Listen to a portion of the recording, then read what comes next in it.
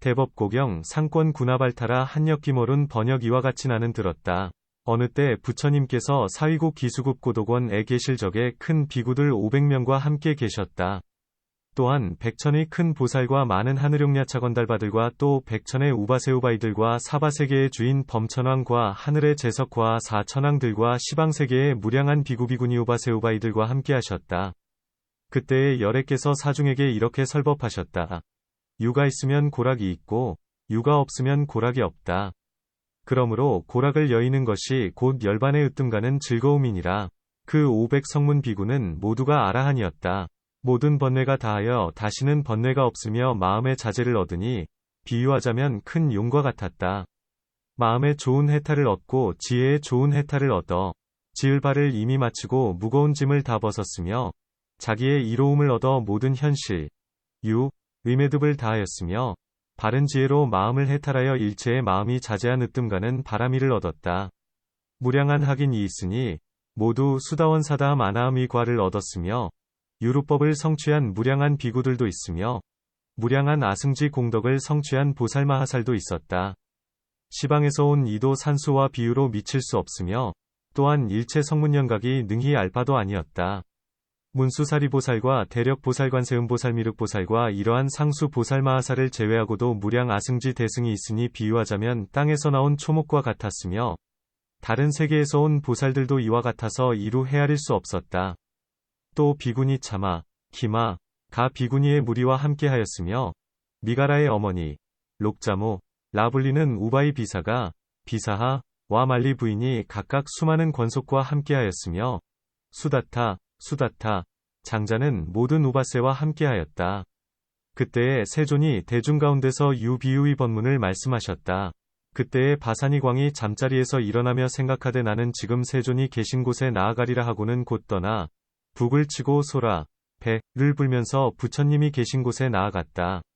그때에 부처님께서는 아시면서도 짐짓 아난에게 물으셨다. 무엇 때문에 북과 소라 소리가 나는가? 아난이 부처님께 대답했다.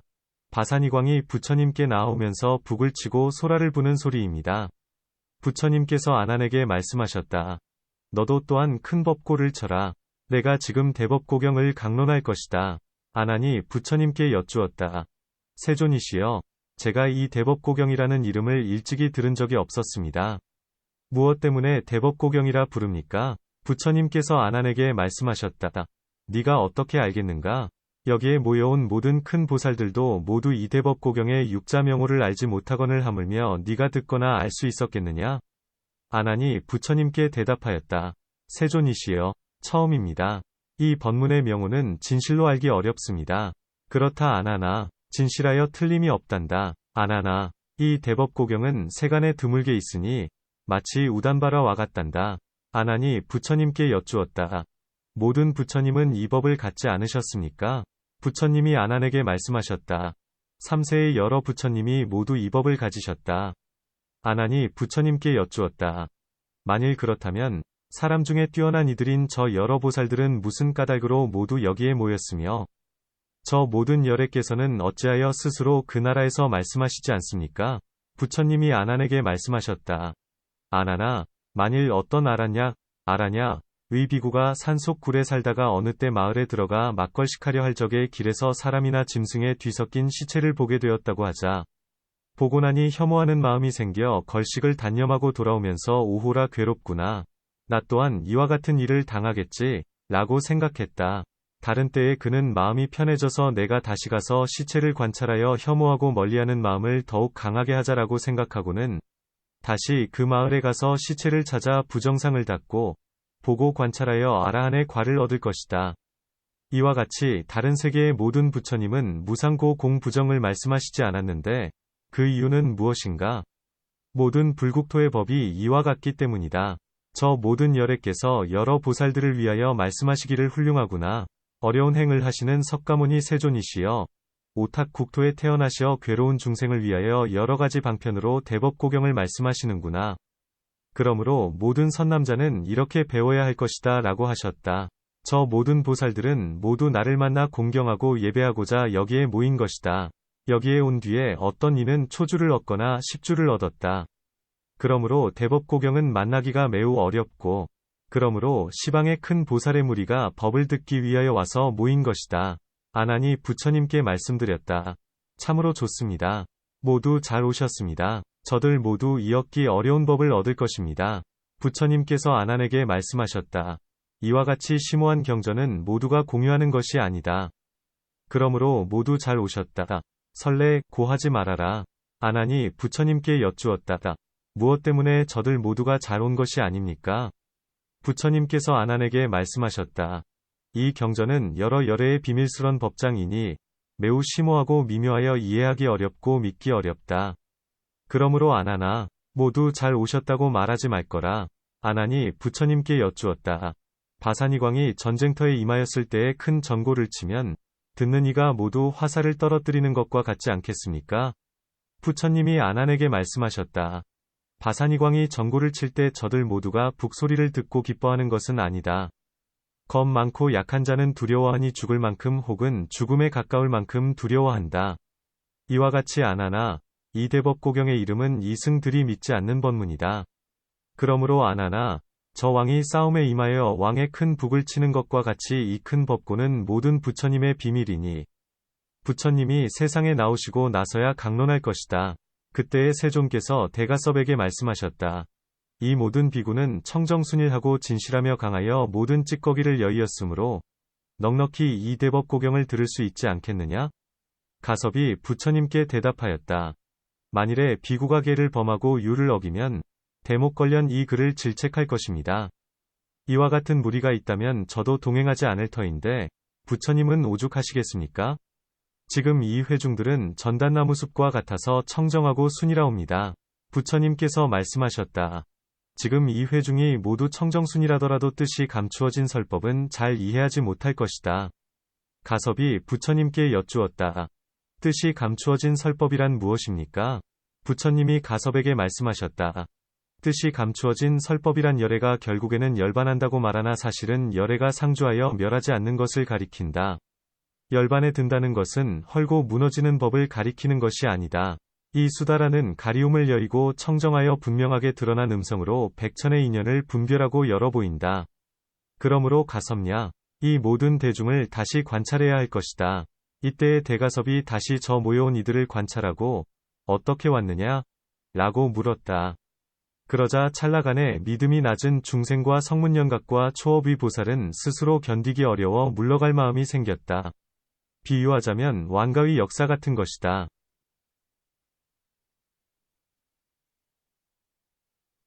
무리 가운데 유명한 1000명의 장사가 있는데 왕가의 역사가 자리에서 일어나 북을 치며 누가 감히 나하고 힘을 겨루겠는가? 라고 외치면 그를 감당하지 못할 이들은 잠자코 앉아서 나는 감히 저 사람과 힘을 겨룰 수가 없다. 어쩌면 다쳐서 목숨을 잃을 수도 있다라고 생각할 것이다. 그래서 저 무리 중에 감히 대적할 사람이 없으면 용맹하고 굳세어 굴복시키기 어려운 역사라 부르며 큰 승리의 깃발을 세운다. 이와 같이 낮고 못난 중생이나 성문연각과 초업의 보살이 나는 설법을 듣고 받아들일 수 없다.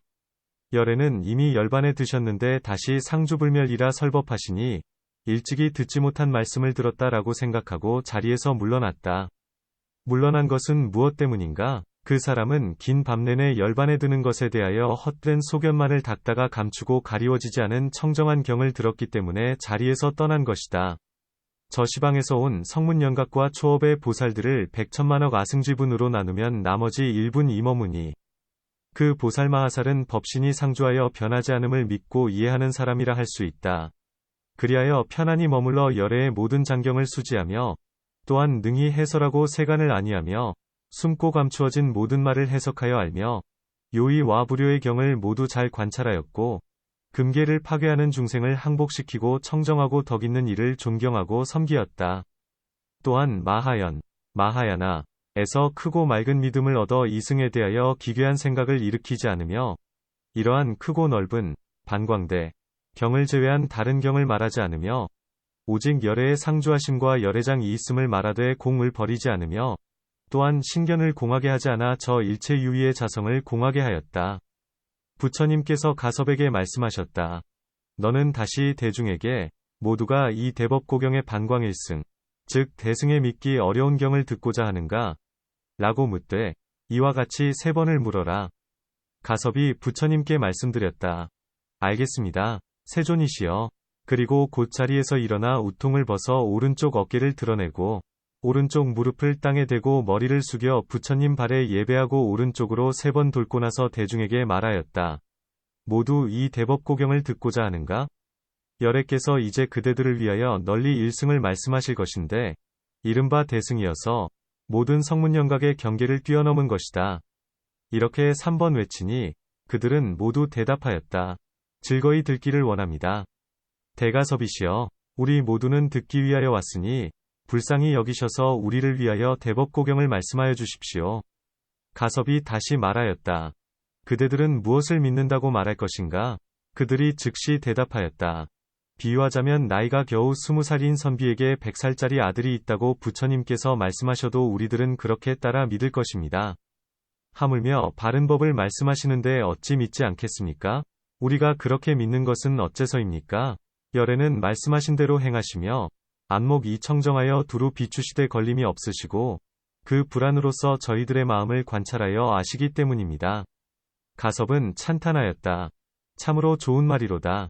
그대들 모든 현자여, 대법고경을 듣고 지니거나 말할 수 있을 것이다. 부처님께서 가섭에게 말씀하셨다. 비유하자면 나이가 겨우 20살인 선비에게 100살짜리 아들이 있는 것 같으니 대법고경 또한 그와 같다.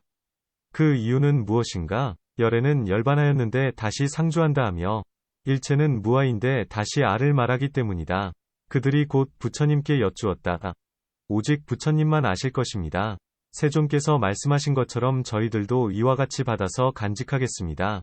가섭이 부처님께 여쭈었다. 세존께 바랍니다. 대법고경을 말씀하시고 큰 법고를 치시고 큰 법날을 불어주십시오. 부처님께서 가섭에게 말씀하셨다. 참으로 좋구나. 가섭냐, 너는 지금 이 대법고경을 자세히 듣거라. 가섭이 부처님께 말씀드렸다. 가르침을 받겠습니다. 그 이유는 무엇입니까? 이것이 저희들의 경계이기 때문입니다. 그러므로 열애께 크게 경대받은 것입니다. 무엇을 일러경이라고 합니까? 세존께서 일찍이 제게 말씀하시기를 너도 와서 함께 앉자라고 하셨으니 이러한 인연으로 저는 마땅히 은혜를 알아야 할 것입니다. 부처님께서 가섭에게 말씀하셨다. 참으로 옳은 말이다. 가섭냐, 그러한 뜻으로 내가 너를 경대하였다. 가섭냐, 비유하자면 바산이광이 내 병을 잘 기르는 것과 같다. 만일 전투가 벌어졌을 때에는 큰 전고를 치고 큰 전쟁 나팔을 불며 적군을 상대함에 굳세게 할 것이다. 은혜롭게 길러주었기 때문에 싸울 때에 힘을 아끼지 않고 적을 무찔러 국경을 편안케 할 것이다. 이와 같이 비구여, 내가 열반에 든 뒤에는 대가섭이 대법고경을 호지할 것이다. 그러므로 내가 자리를 나누어 앉았으니 그는 내가 행하던 바를 행하여 내가 멸도한 뒤에 대법고경을 널리 알릴 것이다. 가섭이 부처님께 말씀드렸다. 저는 세존의 입에서 나온 마다들입니다. 부처님께서 모든 비구에게 말씀하셨다. 비유하자면 바산이광이 여러 왕자를 가르쳐 모든 명철을 배우게 하여 그들이 나중에 왕의 대를 잇는 것과 같다. 이와 같이 비구여, 내가 멸도한 뒤에 가섭 비구가 이 경을 호지함도 또한 그럴 것이다. 또한 가섭냐, 바산이광이 여러 왕과 더불어 원수가 되어 서로 공격하게 되면 그때의 모든 전사들, 즉 코끼리 말수레를 타거나 발로 걷는 4종류의 병사들이 큰 북소리를 듣고 마음에 두려워하지 않고 갑옷과 무기로 잘 무장할 것이다. 때에 왕이 은혜를 베풀어 많은 물건을 주고 전쟁이 벌어졌을 때에 더욱 좋은 보배와 성읍을 하사하며 만약 적군에게 승리를 거두면 흰 비단을 씌워주고 봉하여 왕으로 삼는다.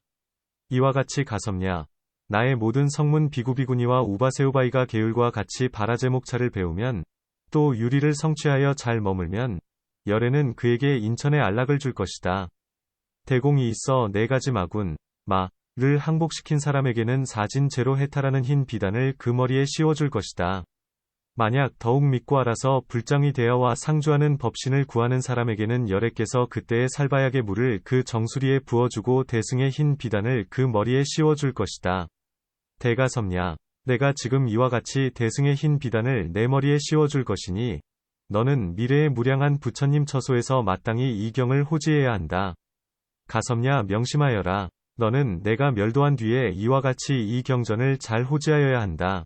가섭이 부처님께 말씀드렸다. 높으신 가르침대로 할 것입니다. 가섭이 다시 부처님께 말씀드렸다. 그리고 저는 오늘부터 멸도할 때까지 이 경을 호지하고 널리 말하겠습니다. 부처님께서 가섭에게 말씀하셨다. 참으로 좋구나. 이제 그대들을 위해 대법고경을 말해주겠다. 그때의 허공에서 하늘과 용들이 같은 소리로 찬탄하였다. 참으로 잘했습니다. 가섭니여, 오늘 모든 하늘은 하늘꽃, 천화, 을 많이 내리고 모든 용왕은 감로수와 미세한 가루양을 내려 일체 중생을 안위하고 즐겁게 할 것이니 세존께서 세우신 법에 맏아들이 되시길 바랍니다. 그때에 하늘과 용의 무리가 같은 소리로 괴송을 읊었다. 왕은 사위성에서 북을 치고 전라를 불며 법왕은 기원숲에서 커다란 법고를 치시네. 부처님께서 가섭에게 말씀하셨다. 너는 이제 질문, 문난, 위방망이로 대법고를 두드려라. 열애법왕께서 너를 위하여 말할 것이며 천중천께서 그대들의 의심을 해결해 줄 것이다. 그때에 부처님께서 대가섭에게 말씀하셨다. 신대방광이라는 비구가 있는데 사중이 그 이름을 들으면 탐진치의 화살이 모두 빠져나간다. 그 이유는 무엇인가? 가섭냐? 비유하자면 바산이광에게 상략이라는 의원, 기파자, 이 있는 것과 같다. 만일 바산이광이 전쟁을 할 때에 상약에게 그대는 지금 빨리 중생들을 위하여 화살을 뽑아내는 약을 가져오라 라고 말하면 상약은 곧 소독하는 약을 갖고 온다. 왕이 그것을 전고에 바른다. 약을 바르거나 훈증하거나 두드리는데 저 중생 가운데 독화살을 맞은 자는 그 북소리를 듣고 나서 한 유순이나 두 유순 사이에 화살이 모두 빠져나온다. 이와 같이 가섭냐? 만일 어떤 이가 신방광 비구의 이름을 들으면 탐진치의 화살이 모두 빠져나간다. 그 이유는 무엇인가? 그가 이 경을 계기 삼아 바른 법을 더 넓히고 그것으로서 현전의 법, 현법을 성취하였기 때문에 이러한 큰 열매를 얻는 것이다. 대가섭냐? 너는 잘 보아야 한다. 저 무심한 북에다 무심한 약을 바르거나 훈증하거나 두드려도 이 힘이 중생을 이롭게 한다. 하물며 저 보살마하살인 신방광비구의 이름을 듣고도 중생의 삼독의 화살을 제거하지 못하겠느냐? 가섭이 부처님께 말씀드렸다. 보살의 이름만 들어도 중생의 세 가지 독화살을 제거할 수 있는데 더욱이 세존의 명호와 공덕을 칭송하여 나무 석가모니라 말하거나 석가모니의 명호와 공덕을 찬탄한다면 중생의 세 가지 독화살을 뽑아내지 못하겠습니까? 이 대법고경을 듣고 중생을 위로하고 개송이나 구절로서 설명하여 더욱 널리 알린다면 세 가지 독화살을 뽑지 못하겠습니까? 부처님께서 가섭에게 말씀하셨다. 내가 앞서 말한 것처럼 계행이 청정한 비구가 마음에 하고자 하는 바를 따르면 본원인 까닭에 일체의 부처님이 이 법을 모두 소유하시니 이른바 짓지 않고 일으키지 않고 멸하지 않는 대법고경이다. 그러므로 가섭냐? 너는 후생에 또한 나와 같이 되어야 한다. 그 이유는 무엇인가? 사중 가운데 내 이름을 듣는 사람은 세 가지 독화살이 모두 빠져나오기 때문이다. 그러므로 가섭냐? 너는 지금 나에게 대법고경을 물어 내가 멸도한 뒤에 세간에서 오랫동안 호지하고 설명하거라. 가섭이 부처님께 말씀드렸다. 좋은 말씀이십니다. 세존이시여. 지금 저를 위하여 대법고경을 말씀하여 주십시오. 부처님께서 가섭에게 말씀하셨다. 너는 대법고경에 대해서 조금 물어보라. 이때의 가섭이 곧 부처님께 여쭈었다. 좋은 말씀이십니다. 세존이시여. 의심나는 것을 여쭈어 보겠습니다. 세존께서 말씀하시기를 만일 유가 있으면 고락이 있고 유가 없으면 고락이 없다라 하셨으니 이것은 무슨 뜻입니까? 부처님께서 가섭에게 말씀하셨다. 유가 없다는 것은 이른바 열반제일의 즐거움이다. 그러므로 고락을 여의면 열반제일의 즐거움을 얻는다. 괴로워하거나 즐거워하면 이것은 유이니 만일 유가 없다면 고도 낙도 없다. 그러므로 열반을 얻고자 하는 사람은 반드시 유를 끊어야 할 것이다. 그때에 세존께서 이 뜻을 거듭 펴시려고 개송으로 말씀하셨다. 일체의 유는 무상하며 또한 변하지 않음이 없노라. 그 유가 있으면 고락이 있고 유가 없으면 고락도 없노라. 의가 없으면 고락이 없고 의가 있으면 고락이 있노라. 모든 유의를 즐거워 말고 또한 가까이 익히지 말아라. 사람이 안락을 얻으면 도리어 다시 괴로움에 떨어지며 열반에 이르지 못하면 안락한 곳에 머무르지 못하리라. 그때에 가섭이 개송으로 대답하였다. 중생이 유를 행하지 않는 것이 열반의 제일 가는 즐거움이라네. 그들은 이름, 명자만을 즐거워하니 즐거움을 받는 이 없으리라. 그때에 세존께서 다시 개송으로 말씀하셨다. 항상된 해탈은 이름이 아니어서 묘한 색이 조용히 머무르니 성문이나 연각이나 보살들의 경계가 아니라네. 가섭이 부처님께 여쭈었다. 세존이시여, 어찌하여 색이면서도 상주한다고 말씀하십니까? 부처님께서 가섭에게 말씀하셨다. 가섭냐, 이제 비유로 말해주겠다. 비유하자면 남방 마두라에서 온 선비와 같은 것이다. 어떤 사람이 그에게 그대는 어디에서 왔는가? 라고 묻자 선비가 마두라에서 왔소 라고 대답했는데 그 사람이 곧 다시 묻기를 마두라가 어느 쪽에 있는가 라고 하면 그 선비는 곧 손으로 남방을 가리킬 것이다. 가섭냐, 그 사람이 여기에서 믿음을 얻지 않겠느냐? 그 이유는 무엇인가? 이 선비가 직접 그곳을 보고 왔기 때문이다. 이와 같이 가섭냐, 내가 보았기 때문에 너는 나를 믿을 것이다. 그때에 세존께서 개송으로 말씀하셨다. 비유하자면 어떤 선비가 손가락으로 허공을 가리키는 것과 같으니나 또한 이와 같이 명자로 해탈을 설명하네. 비유하자면 어떤 선비가 멀리 남방에서 온 것과 같으니나 또한 이와 같이 저 열반에서 나왔다네. 부처님께서 다시 말씀하셨다. 그러나 가섭냐, 뜻, 의, 을 본 사람은 인연을 기다리지 않지만 뜻을 보지 못한 사람은 인연을 기다린다. 이와 같이 가섭냐, 모든 부처님 세존께서는 항상 무량한 인연을 가지고 해탈을 드러내 보이신다. 가섭이 부처님께 여쭈었다. 무엇이 인입니까? 부처님께서 가섭에게 말씀하셨다.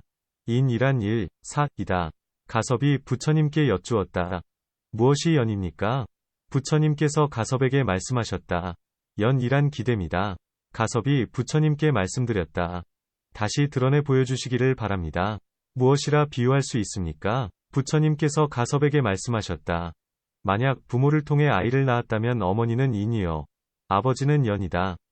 그러므로 부모가 인연으로 아이를 낳으니 이와 같이 인연으로 머무는 법을 이름하여 성이라 한다. 가섭이 부처님께 여쭈었다. 성이란 무슨 뜻입니까? 부처님께서 가섭에게 말씀하셨다. 성이란 세간에서 성취함을 가리킨다. 가섭이 부처님께 여쭈었다. 무엇을 세간이라 합니까? 부처님께서 가섭에게 말씀하셨다.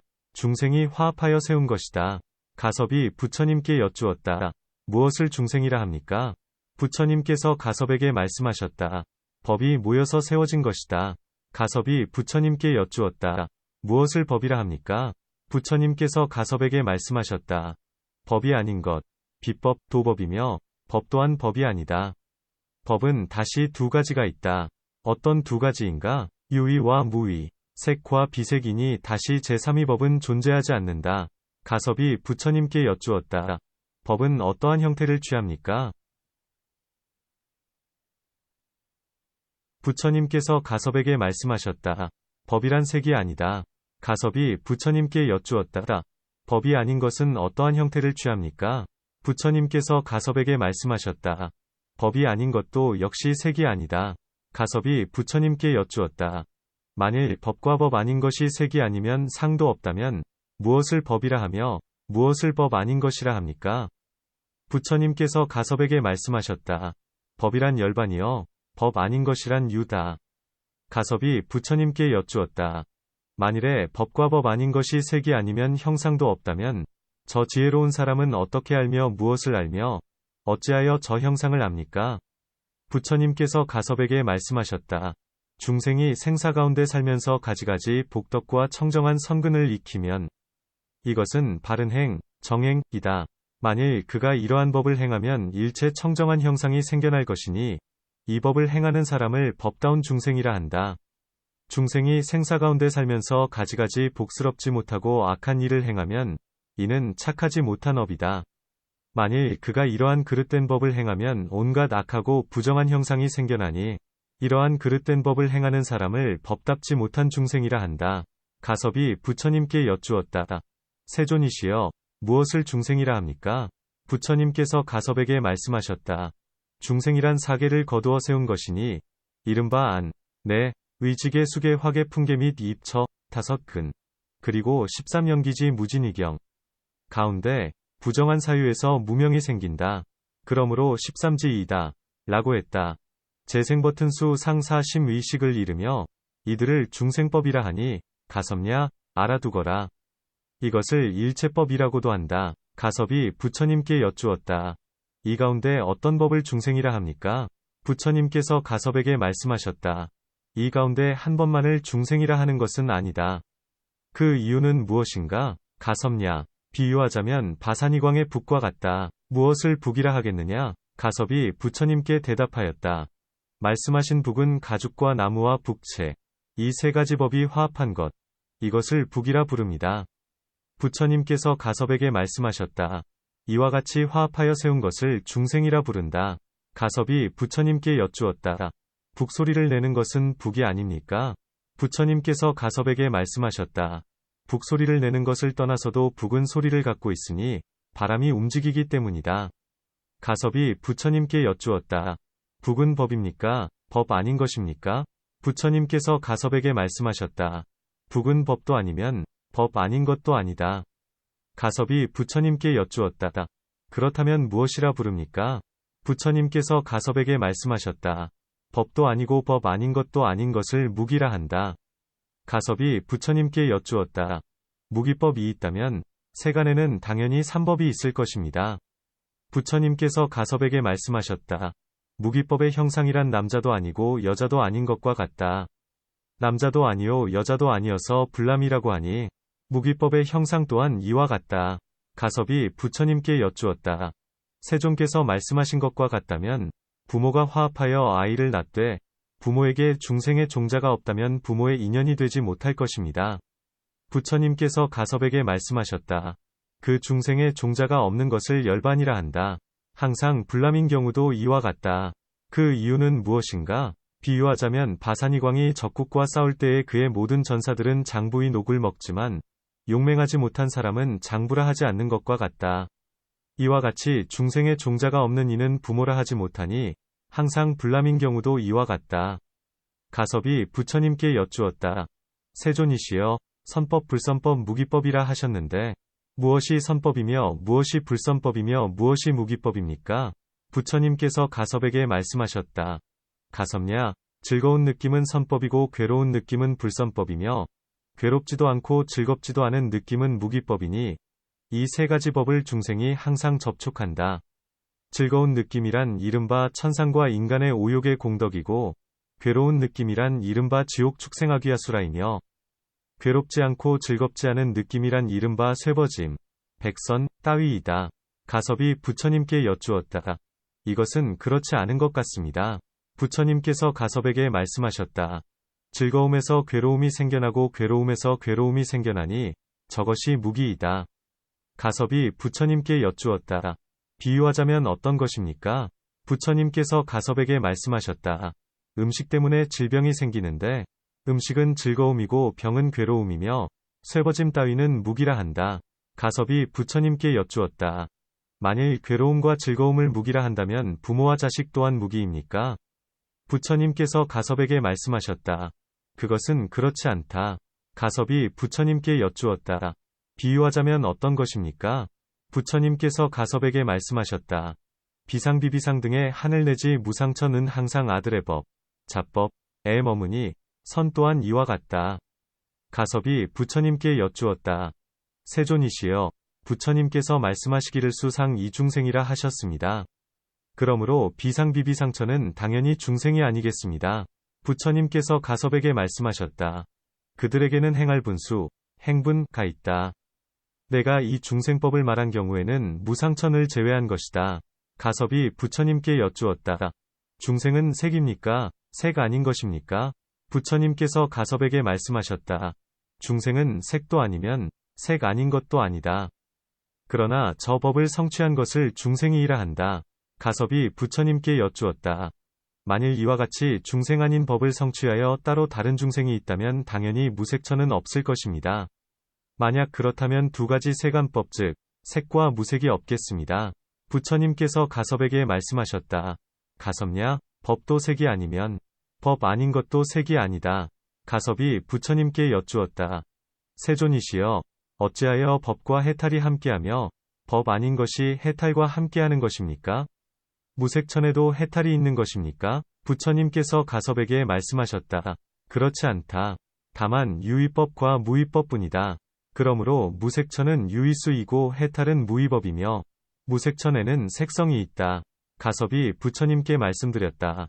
세존이시여, 일체 유의가 색이고 색 아닌 것은 무의이며 무색천에는 색이 있다 하시니 이는 부처님의 경계이지 저희들의 경계는 아닙니다.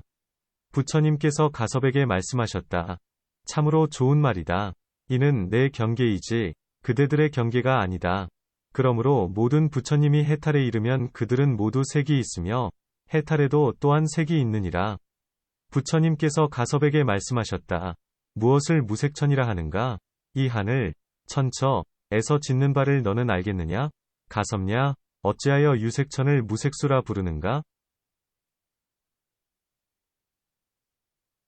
가섭이 부처님께 말씀드렸다. 저희들의 경계가 아니옵니다. 부처님께서 가섭에게 말씀하셨다. 이와 같이 모든 부처님 세존께서 해탈에 이르면 모두 색이 있으니 너는 마땅히 관찰해야 한다. 가섭이 부처님께 여쭈었다. 세존이시여, 만일 이와 같이 해탈을 얻는다면 다시 고락을 받을 것입니다. 부처님께서 가섭에게 말씀하셨다. 만일 어떤 병든 중생이 약을 먹고 병을 여이면 다시 병이 나겠느냐? 가섭이 부처님께 말씀드렸다. 만일 업이 있으면 반드시 병이 날 것입니다. 부처님께서 가섭에게 말씀하셨다. 업이 없는 사람도 병이 있겠느냐? 가섭이 부처님께 말씀드렸다. 아닙니다. 세존이시여, 부처님께서 가섭에게 말씀하셨다. 이와 같이 고락을 여의는 것이 해탈이다. 고락이 병임을 알아야 한다. 장부와 같이 한 사람은 열반을 얻은 사람이다. 가섭이 부처님께 여쭈었다. 만약 고락을 여의는 것이 해탈이라면 업이 없으면 병이 다하겠습니까? 부처님께서 가섭에게 말씀하셨다. 가섭냐? 세간의 즐거움이라 하는 것 그것은 괴로움이니 거기에서 벗어나서 이와 같이 업이 다하면 해탈을 얻는다. 가섭이 부처님께 여쭈었다. 마침내 다하여 마치는 것이 아닙니까? 부처님께서 가섭에게 말씀하셨다. 허공을 바다와 같다고 비유한다면 허공이 바다와 같겠느냐? 허공은 비유할 수가 없고 해탈도 비유할 수 없는 것 또한 그와 같다. 마치 무색계의 하늘에 색이 있으나 알지 못하며 또한 이것 같기도 하고 저것 같기도 하며 이렇게 머물고 이렇게 유희하는 것을 알지 못하니 이는 성문영각보살의 경계가 아니다. 해탈 또한 그러하다. 가섭이 부처님께 여쭈었다.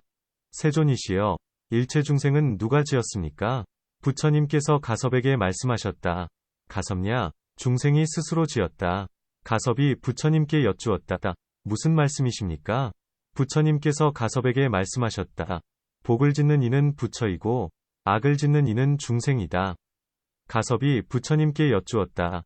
최초의 중생은 누가 지었습니까? 부처님께서 가섭에게 말씀하셨다. 비상비비상 따위 무색계의 하늘은 누가 지었겠느냐? 어떻게 살며 어떻게 머무르느냐? 가섭이 부처님께 여쭈었다. 그들의 모든 업에 대하여 알 수는 없습니다. 그러나 다만 업을 지었습니다. 이와 같이 중생의 생사위 검은 것과 열반의 흰 것은 누가 지었습니까? 부처님께서 가섭에게 말씀하셨다. 업이 지은 것이다. 업이 무량한 법을 일으키고 선도 무량한 법을 일으킨다. 가섭이 부처님께 여쭈었다. 무엇이 업에서 일어나는 것이며 무엇이 선에서 일어나는 것입니까? 부처님께서 가섭에게 말씀하셨다. 업에서 일어나는 것은 유이고 선에서 일어나는 것은 해탈이다. 가섭이 부처님께 여쭈었다. 생명 없는 곳, 무생처에서는 어떻게 선에서 일어납니까? 부처님께서 가섭에게 말씀하셨다. 여여하여 다르지 않다. 가섭이 부처님께 여쭈었다. 선에서 일어난 경우 어떻게 생명 없는 곳에 이릅니까? 부처님께서 가섭에게 말씀하셨다. 선업을 행해야 한다. 가섭이 부처님께 여쭈었다. 누구의 가르침입니까? 부처님께서 가섭에게 말씀하셨다. 비롯함이 없는 부처님의 가르침이다. 가섭이 부처님께 여쭈었다. 일체의 비롯함이 없는 부처님은 누구를 교화하시고 누구를 가르치십니까? 부처님께서 가섭에게 말씀하셨다. 가섭냐? 비롯함이 없음은 일체의 성문영각이 생각하여 알 수 있는 것이 아니다. 만일 세간에 태어난 어떤 선비가 지혜롭고 견문이 많아 사립을 과갔다고 하자 밤이 새도록 생각하여도 부처님의 비롯함이 없음을 알지 못하며 누가 가장 먼저인지 열반에 들었는지 중간인지를 알 수 없을 것이다. 그리고 가섭냐? 대목걸련 같은 이는 신통력으로 최초의 부처님 세계를 구하였으나 비롯함이 없음은 끝내 얻지 못했다. 이와 같이 일체의 성문영각, 십지보살, 미륵 등 이 모두 알 수가 없었다. 부처님이 본래 일어나신 것을 알기 어려운 것처럼 중생이 원래 일어난 것 또한 이와 같다. 가섭이 부처님께 여쭈었다. 그러므로 세존이시여, 지을 이, 작자, 도 없으며 받을 이, 수자, 도 없겠습니다. 부처님께서 가섭에게 말씀하셨다. 인이 짓는 자이며 받는 자이다. 가섭이 부처님께 여쭈었다. 세간은 다함이 있습니까? 다함이 없습니까? 부처님께서 가섭에게 말씀하셨다. 세간은 일찍이 다한 적이 없으며 다할 것이 없으며 다할 때가 없다. 부처님께서 가섭에게 말씀하셨다. 가섭냐? 만일 한 터럭으로 큰 바닷물을 찍어내면 능히 다하게 하겠는가? 가섭이 부처님께 말씀드렸다. 그러하옵니다. 능히 다할 것입니다. 부처님께서 가섭에게 말씀하셨다. 과거 무량 아승지 대겁의 때에 게라바라는 부처님이 있었는데 세상에 나오시어 널리 법다운 가르침을 베푸셨다. 그때의 성 안에는 리차의 아들 일체세갈락견이라는 이가 있었는데 그가 전륜성왕이 되어 바른 법으로 백성을 교화하였다.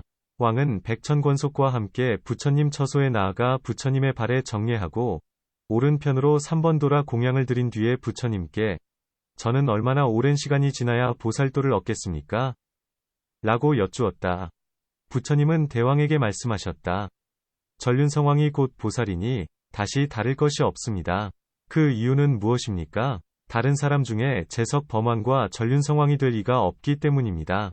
보살이란 곧 재석 범왕과 전륜성왕이니 먼저 여러 번 재석 범왕이 되고 난 뒤에라야 비로소 전륜성왕이 되어 바른 법으로 다스릴 수 있습니다. 그대는 이미 항아사 아승지 재석 범왕이 되었으므로 지금 전륜성왕이 되었습니다. 때의 왕이 재석 범왕은 어떠한 형상을 했습니까? 라고 여쭈었다. 부처님은 대왕에게 말씀하시기를 재석 범왕도 지금의 그대처럼 머리에 하늘관을 썼으나 그의 장엄이 그대에게 미치지 못합니다. 부처님의 색상 이 장엄하고 뛰어나서 성문영각보살이 미치지 못하는 것과 같습니다.